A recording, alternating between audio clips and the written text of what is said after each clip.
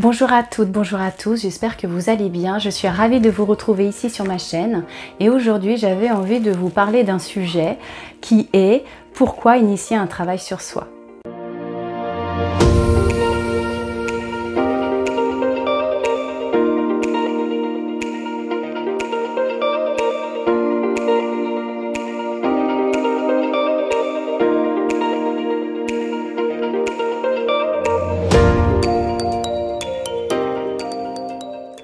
Alors déjà, j'avais envie de vous parler de ce sujet-là parce que c'est un terme qu'on entend très régulièrement. Je travaille sur moi, il faut que je fasse un travail sur moi, etc. etc. Et j'avais envie de revenir sur les termes parce que je me demande en fait si travail est un terme bien choisi. Après, s'il vous parle, il faut le garder bien évidemment. Ça dépend en fait comment ça résonne en chacun. Moi, ça me dérange pas particulièrement d'utiliser le mot travail sur soi, mais c'est vrai que je préfère dire apporter de la conscience en soi. Parce qu'en fait, je trouve que ça traduit mieux en fait l'état d'esprit et le process en fait.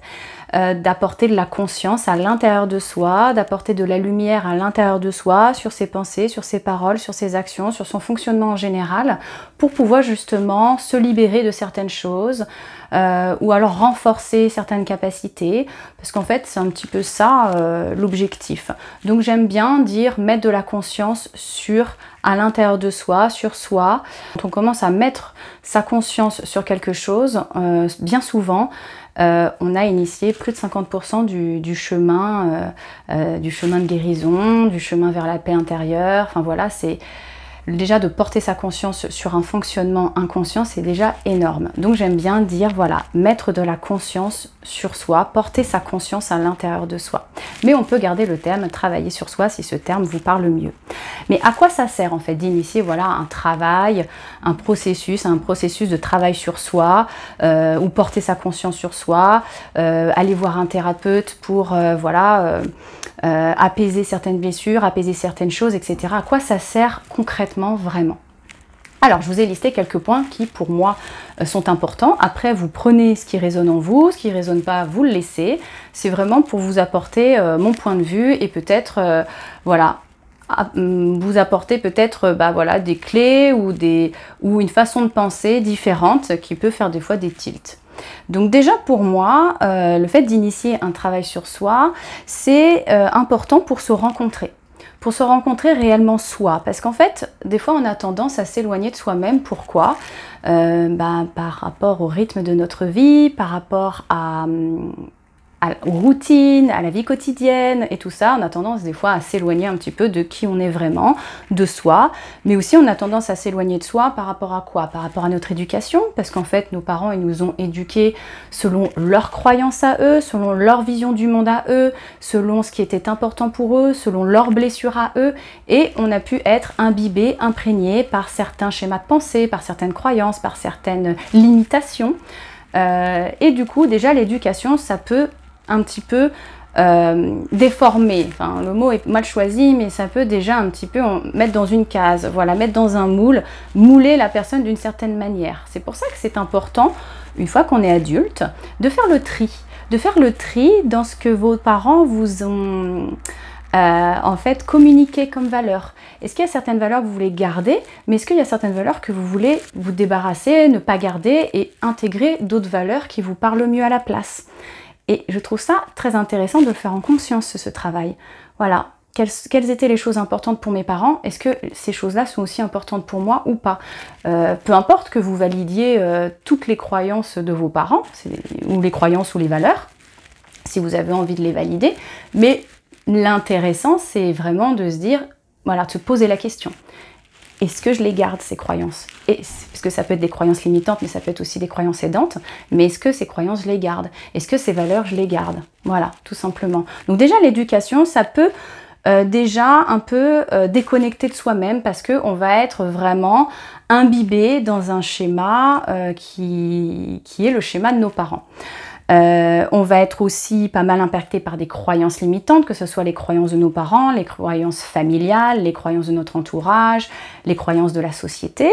On peut être aussi impacté par la société en règle générale, les principes, les grands principes de la société, mais aussi les principes familiaux et tout ce qui est transgénérationnel. Donc ça peut être aussi des héritages qui sont conscients ou inconscients.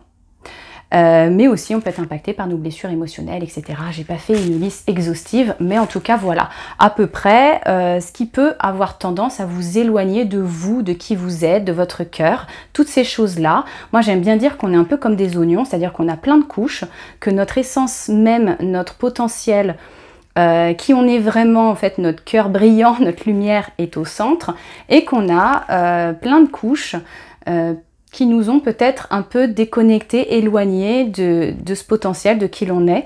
Comme je vous ai dit là, l'éducation une couche, les croyances imitantes, la société, le transgé, les blessures émotionnelles, une expérience douloureuse de la vie, etc., etc. Et ça fait un peu comme des couches qui vous isolent en fait de qui vous êtes vraiment. Et l'important c'est en fait de retirer chacune de ces couches, garder le bon, parce que moi je dis il y a toujours du bon dans certains comportements, dans les expériences du passé, etc. Il y a toujours du bon à retirer. Gardez le bon et puis vous débarrasser de ce que vous voulez plus et de ce qui n'est pas bon pour vous. Donc voilà déjà la première étape pour moi. Pourquoi c'est important ou pourquoi initier un travail sur soi, c'est déjà de se rencontrer. Qui on est vraiment derrière toutes ces couches-là. Aussi, c'est de se retrouver, de se reconnecter aux véritables aspirations de votre cœur, à vos rêves qui ont été enfouis, vos rêves d'enfant, peut-être parce qu'on vous a dit c'est pas possible, tu n'y arriveras jamais, ou ton rêve il est trop grand, ou tu es trop ambitieux, donc se reconnecter aussi à ça, à ses rêves, de prendre conscience, voilà, c'est ce que je vous disais tout à l'heure par rapport à ces couches, comme l'oignon, là, l'image de l'oignon, c'est de prendre conscience qu'en fait toutes ces couches ont pu étouffer votre véritable vous, donc se reconnecter à vos envies, vous reconnecter à vos besoins.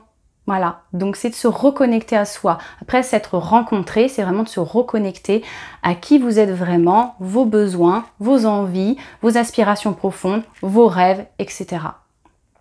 Ensuite, c'est important parce que ça permet aussi de mettre de la lumière. De mettre de la lumière sur des automatismes inconscients, sur des fonctionnements automatiques, sur des comportements de protection, peut-être des comportements de fuite, suite à des douleurs, à des traumas, à des souffrances, et donc de pouvoir comprendre ces fonctionnements. En fait, que les blessures émotionnelles, ce n'est pas vous. Les blessures que vous avez, les blessures intérieures, les blessures émotionnelles, vous savez, on en cite souvent 5 principales. Après, il y en a plein d'autres des blessures émotionnelles, mais on dit souvent, voilà, blessures d'abandon, de rejet, d'injustice, de trahison, d'humiliation. En fait, ces blessures-là, quand une situation, une personne, une parole, un événement va toucher votre sensibilité, vous allez mettre votre masque de protection par rapport à votre blessure. Par exemple, si vous avez les blessures d'abandon, une énième fois, une amie ou un ami vous décommande et vous dit bah, finalement je ne pourrais pas venir, je ne viens pas, et vous vous retrouvez seul chez vous, ça vous irrite fortement, vous êtes dans votre masse de protection et vous allez réagir d'une certaine manière parce que on a touché votre blessure. Mais cette réaction, c'est pas vous, c'est pas qui vous êtes véritablement au fond de vous. Et on a tendance à confondre notre réaction face à nos blessures émotionnelles avec qui on est vraiment, l'être véritable que l'on est vraiment, et les belles qualités qu'on a à l'intérieur du cœur. Alors je donne cette image d'animal blessé, vous pouvez avoir un animal qui est d'une gentillesse extrême, qui est une crème, mais imaginez que cet animal a une énorme blessure, voilà, une plaie ouverte, et que vous arrivez avec votre doigt là, et paf, vous foutez le doigt dans la blessure de cet animal. Bah, qu'est-ce qui va se passer? L'animal, il a beau être extrêmement gentil, une crème, il va vous mordre, il va réagir, il va être agressif. Bah, c'est un petit peu pareil. Voilà, vous avez des blessures émotionnelles, donc c'est quand même très intéressant d'en avoir conscience. Quelle blessure vous fait réagir? Quelles sont vos blessures principales? Quelles sont vos blessures secondaires? Donc c'est très important d'apprendre à se connaître par rapport à ça. Parce que du coup, vous pouvez, ah, là on a touché ma blessure, ok, je sais pourquoi j'ai réagi comme ça. Que des fois, ça peut vous échapper, vous réagissez d'une certaine manière et vous allez vous auto-flageller en vous disant que vous êtes une mauvaise personne parce que vous avez envoyé bouler quelqu'un, vous avez réagi très agressivement, etc. Bon, bref. En tout cas, voilà, vos blessures émotionnelles vont vous faire réagir d'une certaine manière. C'est une réaction inconsciente quand vous n'en avez pas pris conscience et des fois impulsive parce que quelqu'un a touché votre blessure. Mais à partir du moment où vous allez vous soigner, vous ne réagirez plus. On peut vous toucher, vous aurez pas mal et vous n'allez pas être agressif ou agressive. Donc c'est ça qu'il faut comprendre, c'est que certains comportements ne sont pas vous, c'est parce que vous êtes blessé. Donc c'est intéressant d'apprendre à se connaître pour pouvoir penser ces blessures, pour pouvoir les apaiser, les soigner. Donc ne pas confondre voilà, vos réactions qui sont des réactions de protection parce qu'on a touché vos blessures émotionnelles avec qui vous êtes vraiment au fond de vous. Voilà, vous n'êtes pas une horrible personne parce que vous avez été agressive dans une situation particulière.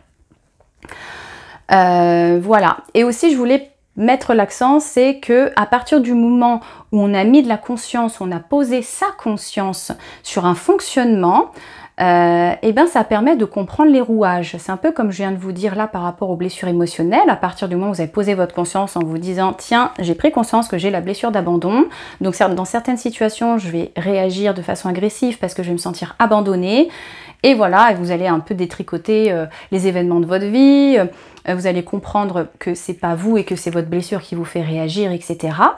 Bah, à partir de ce moment-là, vous commencez à comprendre les rouages de votre fonctionnement, comment vous fonctionnez, mais vous fonctionnez par exemple avec vos blessures, mais comment vous fonctionnez ici par rapport à vos besoins, par rapport à vos envies, par rapport aux aspirations de votre cœur, par rapport à plein de choses. Et à partir du moment où vous allez comprendre ces rouages-là, et ben ça va vous permettre de poser plus de compassion sur vous-même. Vous allez enfin pouvoir comprendre que encore, vous n'êtes pas une horrible personne, mais pourquoi vous réagissez de telle manière? Avec quoi ça résonne? Et du coup, apporter plus de douceur, qu'en fait, vous réagissez parce que vous êtes triste, parce que vous avez peur, parce que vous avez été traumatisé. Par exemple, vous réagissez d'une certaine manière avec les hommes, peut-être de manière agressive, ou peut-être vous en avez peur, ou peut-être, enfin voilà, un comportement, on va dire, qui ne vous plaît pas à vous, et vous allez vous dire, mais je comprends pas, j'ai un problème avec les hommes, mais ça vient de moi, mais j'aimerais bien avoir un homme dans ma vie, mais à chaque fois qu'un homme s'intéresse à moi, c'est comme si, voilà, je faisais en sorte de tout gâcher. C'est peut-être parce que quand vous étiez enfant, vous aviez des rapports difficiles avec votre père, et que du coup, vous avez engrammé inconsciemment que les hommes égale danger. Bon, je donne un exemple qui est très cousu de fil blanc, mais ce que je veux dire, c'est ça, c'est de se dire, bah en fait, je réagis pas comme ça parce que je suis, entre guillemets, une mégère, mais je réagis tout simplement parce que mon inconscient veut me protéger et qu'il a engrammé que les hommes égale danger, donc du coup, bah, je réagis par rapport à cette croyance que j'ai. Vous voyez? Donc, c'est en ça d'apporter de la compassion sur son être, c'est de comprendre pourquoi vous réagissez ainsi, et donc, cette réaction-là ne sort pas de nulle part, il y a toujours une raison. Donc le fait de comprendre les rouages de votre fonctionnement va vous permettre de ressentir plus de compassion pour vous-même.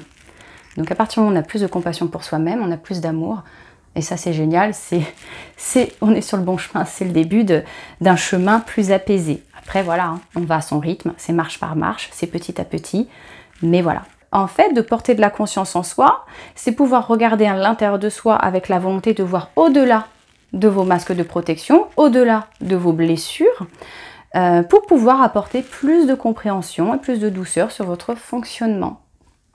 Et pouvoir aussi enlever certaines couches qui vous portent préjudice dans la vie de tous les jours, qui ne sont pas aidantes, qui ont tendance plutôt voilà, à vous créer des situations qui ne vous rendent pas heureux. Donc en fait, d'initier un travail sur soi comme ça permet justement donc de comprendre son fonctionnement général, de pouvoir épurer certaines choses, reconnecter avec d'autres choses, donc épurer de ce que vous ne voulez plus, pouvoir vous reconnecter à qui vous êtes vraiment, pour pouvoir en fait trouver votre propre équilibre intérieur. Et c'est là que je voulais en venir parce que c'est intéressant et c'est important, c'est que chacun a son propre équilibre. L'équilibre du voisin ne sera pas votre équilibre à vous. Vous êtes unique, vous êtes authentique. C'est comme, par exemple, la nourriture. Selon votre morphologie, si vous êtes un homme, une femme, votre âge et tout, vous n'aurez pas les mêmes besoins nutritifs. Vous n'aurez pas envie des mêmes aliments.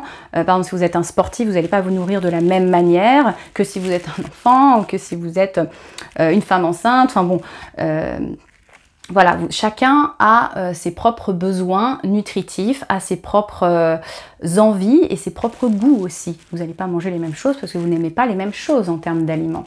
Donc c'est ça qui est important de comprendre, c'est que l'équilibre c'est la même chose. On parle d'équilibre, mais l'équilibre c'est un peu un terme un peu large. L'équilibre c'est le vôtre. C'est apprendre à vous connaître, qui vous êtes vraiment, pour pouvoir avoir une vie qui vous correspond dans votre équilibre à vous. Et moi, j'aime bien citer cette petite phrase que l'on entend des fois, enfin, je l'entendais beaucoup il y a quelques temps, peut-être un peu moins maintenant. C'est la phrase « L'avenir appartient à ceux qui se lèvent tôt ». Alors, cette phrase m'a beaucoup perturbée pendant des années parce que moi, je suis pas du tout une lève-tôt. Et je me suis dit, ok, du coup, voilà, l'avenir appartient à ceux qui se lèvent tôt. C'est assez restrictif. Et en fait, non, c'est l'avenir appartient aux personnes qui sont capables d'être heureux dans leur vie, qui sont capables d'être en paix avec eux et qui sont bien, qui ont leur équilibre de vie. Vous pouvez vous coucher tard, vous lever tard et pour autant avoir, parce que souvent, oui, les gens qui se lèvent tard, c'est des marmottes, ils sont feignants, etc. Non, si vous avez 7 heures de sommeil, mais vous vous levez tard parce que vous vous êtes couché tard, et pour autant, ça ne veut pas dire que l'avenir ne vous appartient pas. C'est votre équilibre. Et en fait, je pense que c'est plutôt notre capacité à nous accueillir et à nous accepter tel que l'on est. Moi, pendant longtemps, ça m'a beaucoup miné ça, en me disant je comprends pas, peut-être que je suis feignante, ou qu'est-ce qui se passe, etc. Et en fait, je me suis aperçue, en me connaissant, en faisant justement, en me portant plus de confiance en moi, en me rencontrant, en essayant de comprendre, en me reconnectant à moi, que je me suis aperçue qu'en fait, j'étais quelqu'un qui était très artistique, qui avait une âme d'artiste, qui aimait beaucoup tout ce qui était activité créative, artistique, etc. Et en fait, oui, j'avais une tendance des fois à avoir de la créativité, à vouloir développer ma créativité le soir parce que j'avais plus d'intuition, que j'avais plus d'inspiration. Et du coup, je voyais pas le temps passer, j'avais tendance à me coucher très tard et du coup, pouvoir aussi me reposer, me lever tard. Donc c'est vrai que pendant longtemps, je me suis un peu auto-flagellée de me dire je suis feignante, je suis pas comme tout le monde, je suis pas rangée dans les cases. Non, en fait, je suis telle que je suis. Moi, voilà, c'est mon rythme, c'est mon équilibre à moi, c'est pas l'équilibre du voisin, c'est le mien. Et c'est cette capacité de s'accueillir et surtout de s'accepter et de pas calquer l'équilibre de l'autre. Donc en fait, c'est ça que je voulais vous dire, c'est que l'équilibre, c'est important, mais c'est chacun trouver son propre équilibre. Comme vous... ne mangez pas la même chose, vous faites pas le même sport, vous n'êtes pas attirés par les mêmes choses, on est tous différents, on a tous une énergie qui nous est propre, donc on a notre propre équilibre. Et donc pour trouver son propre équilibre, il faut savoir se détacher du regard des autres, mais aussi des schémas que les autres projettent sur vous, des principes, des grands principes de la société et des autres, pour pouvoir se reconnecter réellement à vos propres valeurs, à vos envies, à vos aspirations profondes, à vos besoins et surtout à votre rythme intérieur. Car effectivement, chacun a son rythme aussi. Et il y a aussi quelque chose que je voulais vous partager, c'est l'idée de passer 30 ans, il faut que je sois en couple, il faut que je sois mariée, il faut que j'ai des enfants, etc., etc. Un peu toutes ces injonctions-là. En fait, faites des enfants parce que ça vous rend heureux. Hein.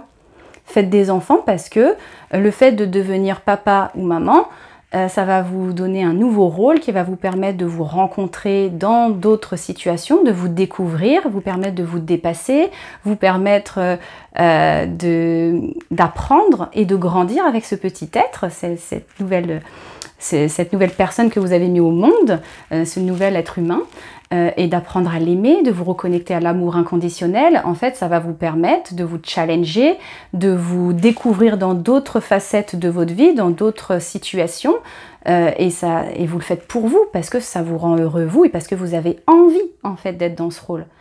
Et c'est vrai que moi, ça m'a toujours interrogé les personnes qui voulaient avoir des enfants parce qu'ils avaient l'âge, parce que ça y est, c'est l'heure. Là, j'ai plus de 30 ans, je dois faire un enfant. Parce que c'est ce qu'on attend de moi en fait par rapport à la société. J'ai l'impression que je suis une femme, j'ai plus de 30 ans, il faut que je fasse des enfants. Sans se poser la question, est-ce que j'en ai vraiment envie? Ou par exemple faire comme ses parents ou ses grands-parents. Mes parents, ils m'ont eu jeune, alors du coup, il faut que je fasse des enfants jeunes.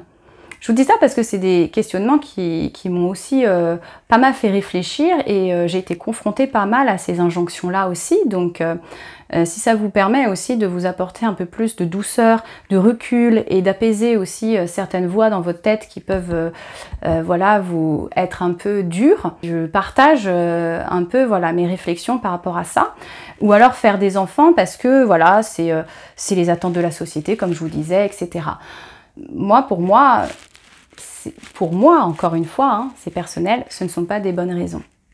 Ce ne sont pas des bonnes raisons dans le sens où ce n'est pas votre décision. Et ça doit être votre décision. Je fais un enfant parce que ça me rend heureuse. Je fais un enfant parce que j'ai envie de sentir la vie se développer en moi. J'ai envie de devenir papa. J'ai envie de me rencontrer dans ce rôle, de me dépasser, de me découvrir, de transmettre à cet être, à ce petit être, d'être en contact avec l'amour inconditionnel, d'aimer un être, un nouvel être humain, etc. Et c'est vrai que parfois, on a tellement été imbibé par des croyances familiales, par des principes de la société, par des peurs, par des blessures émotionnelles, qu'on ne se rend même plus compte qu'on n'est pas nous-mêmes. On se rend même plus compte de qui on est, on ne sait pas qui on est, on ne sait pas ce que l'on veut. En fait, on a tendance à reproduire sans vraiment se poser la question ou poser sa conscience dessus. On répète des schémas, on répète des comportements, on ne s'en rend pas compte. On fait exactement comme papa et maman. Ils se sont mariés à tel âge, je me marie à tel âge, ils ont fait des enfants à tel âge, je fais des enfants à tel âge. Je reproduis un peu leur vie en fait. Des fois, c'est inconscient et des fois, c'est juste j'ai envie de faire comme eux. Mais on ne se pose pas la question en fait, est-ce que c'est vraiment ce qui me rend heureux moi? Parce que si ça a rendu heureux mes parents, c'est mes parents, moi je suis un être différent. Et aussi comme je vous disais en amont, c'est faire le tri dans ses valeurs. Mes parents m'ont éduqué d'une certaine manière avec leurs valeurs, leurs croyances, leur vision de la vie, leur vision du monde. Il y a plein de choses qui sont bonnes là-dedans que je vais garder, mais aussi il y a plein de choses qui ne me correspondent pas parce que je suis un être unique et je ne suis pas mes parents. Donc je vais faire le tri. Et je vais aussi choisir des valeurs qui me correspondent à moi et construire ma vision du monde, ma vision de la vie, expérimenter. Donc c'est ça aussi. C'est des fois, on ne s'en rend pas compte, mais on est tellement imbibé qu'on reproduit sans vraiment se poser la question. Et moi, je vous invite là à vous la poser la question. Est-ce que votre vie vous rend heureuse? Est-ce que les choix de votre vie, vous les avez faits en conscience? Est-ce que vous les avez faits vraiment parce que ça vous rendait heureux? Parce que c'est ce que vous vouliez vraiment? Que vous étiez connecté avec votre cœur? Etc., etc. Et si c'est pas le cas, c'est pas grave, hein. La vie, c'est aussi faite d'expériences. Mais ce que je veux dire, c'est maintenant porter de la conscience dans votre vie et à partir de maintenant, voilà, peut-être vous dire, les choix, je les ferai par rapport à moi et non par rapport au regard des autres, par exemple. Parce que je voulais aussi mettre le point là-dessus, c'est les étiquettes. Quand on est petit, on nous en met plein des étiquettes sur le front, hein. Alors ça peut être des étiquettes entre guillemets qualitatives comme des étiquettes de défaut. Qui n'a pas entendu, alors je vais prendre mon prénom, ça sera plus facile, mais qui n'a pas entendu quand il était petit, ah Laura elle est pas câline, ah Laura elle est casse-cou, ah Laura elle veut pas prêter ses jouets, elle est égoïste, ah Laura elle est jalouse, ah Laura elle est très créative, elle est imaginative, elle est ci, elle est là, elle est comme ci, elle est comme ça, enfin voilà. Je ne fais pas une liste exhaustive encore parce que ça dépend de chacun, mais qui n'a pas entendu quand il était petit, voilà, des étiquettes qu'on nous a collées sur le front de papy, mamie, papa, maman, tata, tonton, qui fait qu'on grandit avec ça et qu'on se persuade qu'on est comme ça en fait, sans vraiment remettre en question tout ça parce que finalement les étiquettes, c'est pas vous, entre guillemets, le problème, c'est les personnes qui les collent. Mais ce que je veux dire, c'est que ces étiquettes-là, c'est aussi important de les revoir. Parce qu'on grandit avec ça, et à un moment donné, on se dit « Ah bah oui, mais moi je suis comme ci, je suis comme ça », on répète, on a intégré ces étiquettes qu'on nous a mis sur le front, et ça devient une voix dans votre tête qui fait que de vous répéter des choses qui vous rabaissent. voilà, qui sont lourdes et qui sont pas ce que vous êtes réellement. Donc c'est intéressant aussi de mettre de la lumière là-dessus. Est-ce que je suis vraiment comme ça en fait? Est-ce que c'est pas juste qu'à ce moment de ma vie, à cette période de ma vie, j'avais juste besoin qu'on me prenne dans les bras et qu'on me dise qu'on m'aime, que j'avais peur, que j'étais petite, que j'avais juste besoin d'amour ou qu'on me rassure, enfin, vous voyez ce que je veux dire?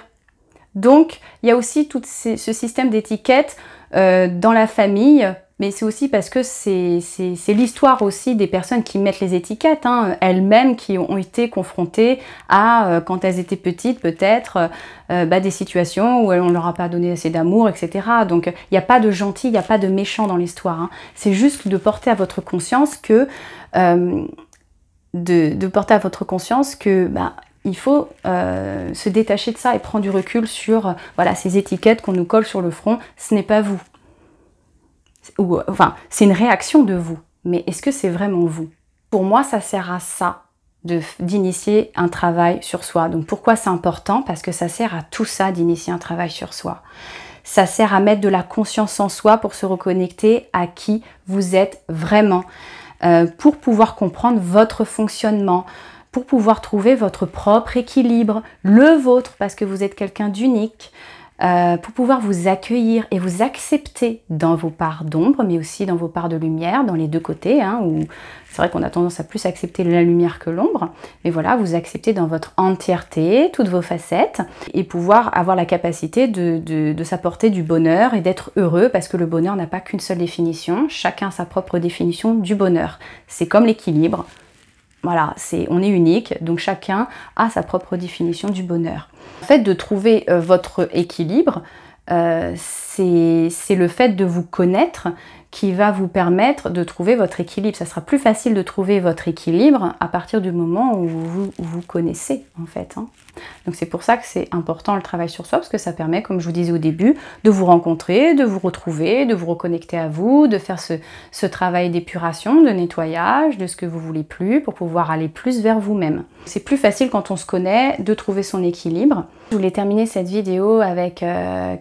un dernier petit paragraphe, une dernière petite phrase qui est pour moi en fait, l'avenir appartient à celles et ceux qui se connaissent, en fait, qui savent écouter leur cœur, qui savent s'accueillir dans leur lumière mais aussi dans leur part d'ombre et surtout qui savent en fait se rendre heureux et heureuses tout simplement en s'apportant de l'amour au quotidien. Voilà à quoi sert le travail sur soi. Pour moi, ça sert à ça, à ce but-là. Parce que ça permet de se rencontrer, de se retrouver, de se reconnecter à soi et surtout d'apprendre petit à petit à s'aimer un peu plus chaque jour. Et ça, c'est essentiel. J'espère que cette vidéo vous aura plu. N'hésitez pas à la liker, à la partager, à vous abonner. Et puis moi, je vous remercie de l'avoir regardé, écouté jusqu'au bout et je vous dis à très bientôt pour de prochaines vidéos. Merci, bye bye.